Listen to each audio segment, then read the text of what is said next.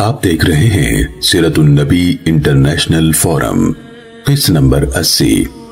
بعثت نبوی صلی اللہ علیہ وآلہ وسلم سے قبل ترقی یافتہ ممالک کی گمراہیوں کا لرزہ خیز تذکرہ، 77واں حصہ۔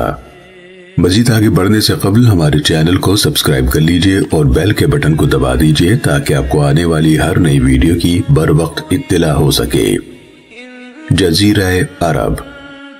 ملک عرب ایک جزیرہ نما ہے جو ایشیا کے بر اعظم کے انتہائی جنوب مغربی حصے میں واقع ہے۔ انسائکلوپیڈیا اور برٹانیکا کے مقالہ نگار نے اس کا حدود عربہ یوں تحریر کیا ہے: اس کے جنوب مغرب میں بحر احمر، جنوب مغرب میں خلیج عدن اور بحیرہ عرب، شمال مشرق میں خلیج عمان اور خلیج فارس یعنی خلیج عرب واقع ہے۔ اس کی شمالی سرحد جو خلیج فارس کے دہانے سے شروع ہو کر خلیج عقبہ تک چلی گئی ہے، یہ پوری طرح واضح نہیں۔ اگرچہ سعودی عرب کی مملکت اور کویت کی سرحدوں کو جزیرہ عرب کی شمالی سرحد کہا جاتا ہے۔ ان مذکورہ حدود کے مطابق صحرائے شام جزیرہ عرب کا حصہ نہیں، لیکن در حقیقت معاملہ اس کے برعکس ہے۔ یہ علاقہ اپنی طبعی اور جغرافیائی خصوصیات اور آبادی کے لحاظ سے جزیرہ عرب ہی کا حصہ ہے۔ قدیم اور جدید جغرافیہ دان بالاتفاق اسے جزیرہ عرب کا حصہ شمار کرتے ہیں۔ جزیرہ نما عرب کا رقبہ تقریباً 10 لاکھ مربع میل ہے، جو فرانس کے رقبے سے دگنا ہے۔ اس کی سب سے طویل سرحد وہ ہے جو بحر احمر کے ساحل کے ساتھ ساتھ چلی گئی ہے۔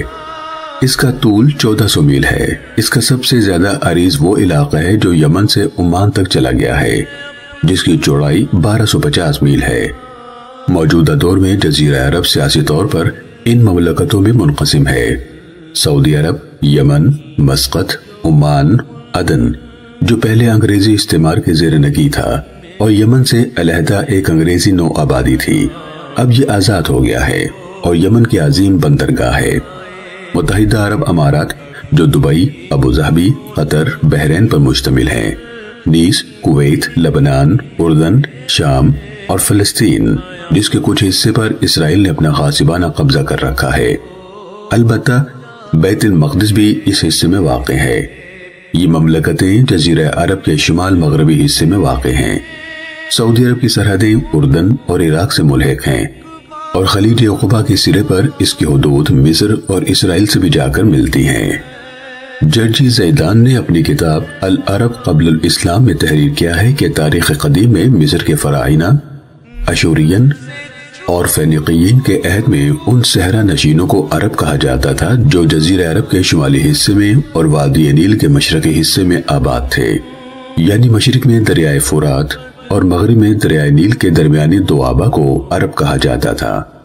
اس میں عراق کے ریگستان، ملک شام اور سینا اور مشرقی ڈیلٹا کے ساتھ متصل علاقے بھی یعنی نیل اور بحر احمر کے درمیانی علاقے کو بھی جزیرہ عرب کا حصہ شمار کیا جاتا تھا۔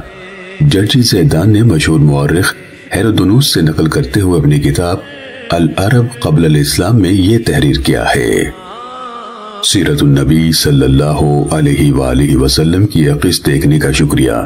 اسے دوسروں تک پہنچا کر صدقہ جاریہ کا حصہ بنیے۔ کسی بھی قسم کی غلطی کے لیے ہم اپنے پروردگار کے حضور معافی کے طلبگار ہیں، اپنی اصلاح کے لیے شکر گزار ہوں گے اور آپ کی پرخلوص دعاؤں کے طلبگار ہیں۔ جزاکم اللہ خیرا کثیرا۔ مزید آگے جاننے کے لیے دیکھتے رہیے سیرت النبی انٹرنیشنل فورم۔